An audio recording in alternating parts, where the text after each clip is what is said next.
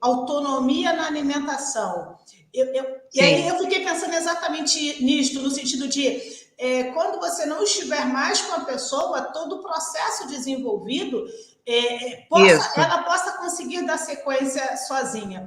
E aí, exatamente. Entrando no tema específico, a mente e a alimentação, você disse o seguinte no início da nossa conversa, que você, não só por motivos óbvios, né, de que você entra na casa da pessoa, mas esse entrar na casa da pessoa, eu não vejo literalmente só o fato de você entrar dentro de um espaço feito de uma alvenaria, mas é literalmente de entrar na vida dessa pessoa.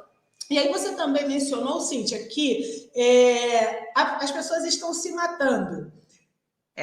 E você começou a fazer psicanálise, porque até onde eu entendi, você começou a perceber uma necessidade ou uma demanda a mais que você pudesse ser muito mais assertiva no que você já está sendo, levando em consideração, né, segundo o que você mencionou, que, por exemplo, exemplo clássico, a pessoa queria aprender sobre alimentação apenas para conversar com as colegas, né, na sua roda de leitura. Não é porque ela realmente precise ou não da alimentação, mas sim para estar inclusa dentro de um ambiente. Então, assim, a partir de quando surgiu esse desejo de conhecer a mente humana, atrelado, óbvio, ao seu trabalho? Para agregar e tentar melhorar, sabe, Valdilene? Tentar realmente ajudar, né? Não é de graça, então a palavra, não sei se é bem o ajudar, mas tentar trazer, como é que eu vou lhe dizer? Assim, eu fico às vezes, olha, eu já passei por situações assim, a pessoa está fazendo tudo errado, tá? Ela está naquele suicídio lento, né? Eu digo isso, parece que ela está querendo morrer e através da boca, e ela começa, ela tem consciência, mas faz, ela já entendeu e continua, ela está me pagando e continua, e aí a gente fica sem ferramenta. O que está acontecendo? Por que está acontecendo isso? Por que você não está conseguindo? Eu tenho pessoas bem-sucedidas em várias áreas da sua vida, grandes empresárias, pessoas que sabe, que você imagina que são tão inteligentes para tantas coisas, sabe? E por que você está fazendo isso com você? E aí me falta uma ferramenta. Por quê? Porque quando você vai falar, aí, quando você confronta, o que eu percebi, Valdilene? Naquela hora você não é mais importante. Você já não é a nutricionista. E eu não quero ser nutricionista, sabe? Então, as pessoas começam a resistir a você. E uma coisa que eu conheci na psicanálise são essas resistências. E aí eu começo a perceber muitas resistências. E também muitos paladares que estão conectados a muitas situações da mente. Eu tenho cliente que tem um paladar, cheguei uma vez até a comentar, um paladar infantil. Sim.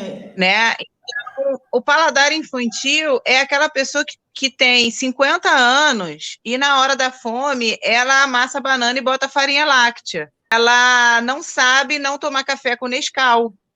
Na hora de dormir, ela se acalma com leite. Ela lembra da avó, da tia. Eu começo a ver que, se ela pudesse, ela estaria mamando até hoje, numa mamadeira, sabe? E aí, quando eu percebo aquilo tudo e não tenho exatamente uma ferramenta para usar, porque aquela pessoa não está me contratando para eu confrontar aquele fantasma, sabe? Ela só quer que você prepare o alimento dela. Só que eu sei que o que eu vou fazer não vai adiantar, porque quando acabar o 7º dia, no 8º dia, ela vai tomar um Nescau, sabe? Porque o que ela tem que cuidar não está ali naqueles 7 dias, sabe? Eu tenho pessoas que querem comer comida, pratos, né, receitas. Ela quer que seja tudo saudável, ok? Mas ela só quer receitas que venham de um histórico familiar.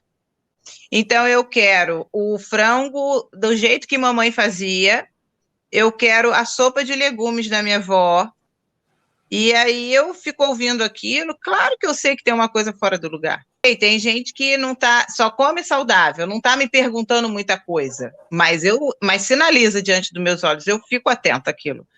Eu falo assim, nossa, não é tanto sobre comer saudável. Ela quer lembrar. Todo mundo tem um pouquinho disso, tá? Eu acho que na medida certa tá tudo bem, né? O meu marido quer o macarrão de família, que macarrão para ele só serve se for aquele. As outras receitas de macarrão não são nem macarrão para ele. Tudo bem você ter uma receita especial que te traga uma super memória e tal, mas você não pode só criar pratos com essa memória afetiva, sabe? Eu tenho pessoas que me contratam e pagam até, às vezes, valores altos. Todos os dias eu tenho um encontro com aquela pessoa, ela não toca em nada, mas quando ela vem para falar comigo, ela fala como se fosse real, como se ela realmente tivesse consumido. É até preocupante, porque eu fico olhando bem aquela situação e eu falo, ué, será que ela não alcança que eu tenho acesso à geladeira, que eu já passei por lá, que eu entrei pela cozinha e já vi que ela não comeu nada. E ela fala com muita convicção que ela executou tudo. Então, eu não choco, porque eu vou chocar e não vou saber o que fazer, né? Eu finjo que é isso, né? Vamos entrar, então, vamos entrar nessa dança. Eu fico, sabe, eu dou continuidade, eu não acordo ela, né? Parece que está sonâmbula. Tenho medo de acordar, não vou saber o que falar.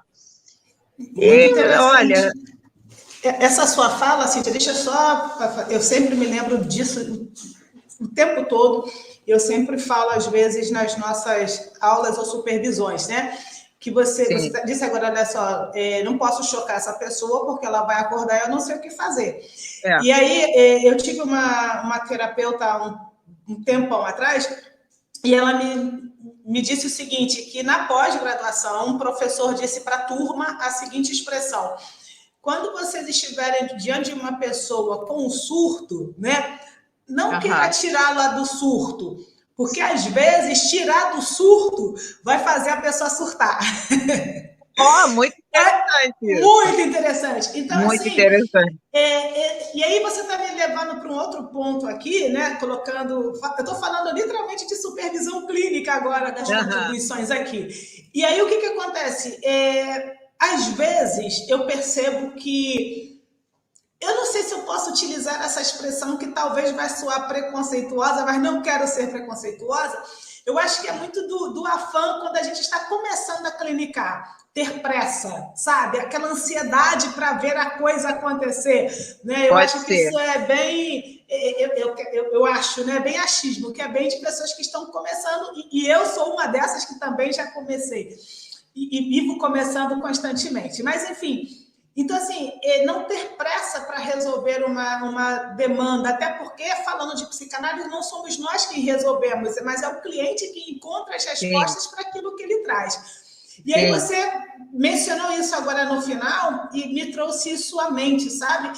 Esperar o tempo da pessoa e saber lidar com aquilo. E aí você pontuou algumas coisas como resistência, mas... numa das nossas aulas, a gente estudou sobre as compensações que a gente tem. Sabe? Um exemplo que eu dou é o seguinte: eu conheço uma senhora que já não está mais entre nós e ela tem lá seus 100 filhos, 500 netos e 300 bisnetos, né? A matriarca da família. E assim... houve um tempo quando os filhos começaram a casar, os netos começaram a arrumar namorada e todo mundo sumiu da casa dessa mãe e a avó. E aí o que acontece? Ela ficou doente. E aí toda semana parecia ter um revezamento, toda semana tinha alguém na casa dela. E aí eu me pergunto, será que ela ficaria boa? pensando no boa sem a doença. Por quê? Porque quando ela estava cheia de saúde, com todas as aspas, ninguém aparecia lá. Ela não recebia esse carinho, ela não recebia esse aconchego. A partir do momento que ela adoeceu e todo mundo começou a ir lá dar esse carinho, esse aconchego, ela vai ficar sem carinho e aconchego por quê? Então, assim, ter essa percepção, e você está tendo, acredito sinceramente nisso, que você está tendo essa percepção, e mesmo com a psicanálise vai ficar mais apurado, mais, sabe, assim, mais, o seu feeling vai aumentar exponencialmente. É muito importante que todos nós que clinicamos, né, a gente consiga ter essa percepção de que as pessoas vão se matar sim, e a gente não vai poder fazer nada. O se matar que a gente está dizendo, pessoal, sim, é que as pessoas vão fazer coisas que elas sabem que são prejudiciais para a vida dela, mas porque ela tem um ganho secundário. Essa era a frase que eu estava querendo lembrar. As pessoas têm um ganho secundário. E aí, pensando na Cíntia, que substitui a cebola em rodelas pela cebola batida no liquidificador, talvez a gente possa tentar auxiliar as pessoas a substituir os seus ganhos secundários. Exatamente. Eu tenho uma experiência exatamente oposta da que você citou dessa senhora. Quando você está dentro desse universo dessa forma, é tão intenso que você começa a querer cozinhar para todo mundo, né? E você também se reconhece, eu também me enxerguei, como enxerguei pessoas tendo um problema ou outro, uma dificuldade ou outra.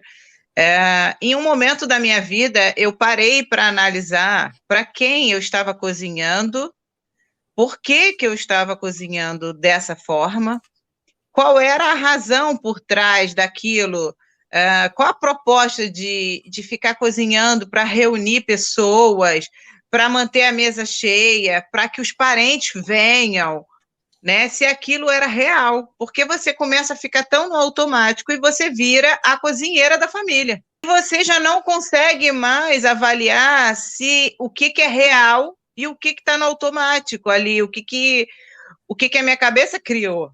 Porque eu comecei a comprar as pessoas. Eu entendi isso, certo? Nossa. Eu entendi que... Mas o que eu fiz? Eu fiz um exercício, né? Eu parei de cozinhar em algumas situações, de forma... Eu fui gradualmente, né? Eu parei de cozinhar aqui e ali e observava quem ficava e quem saía. Quem estava no pouco, quem estava no banquete. E muitas pessoas saíram. Muitas pessoas, inclusive, eu não tenho notícia mais, desapareceram. Caramba. Então, você começa a observar... você começa a observar que a gente também compensa de forma invertida, sabe? A gente começa a querer ficar útil nessa direção e tal.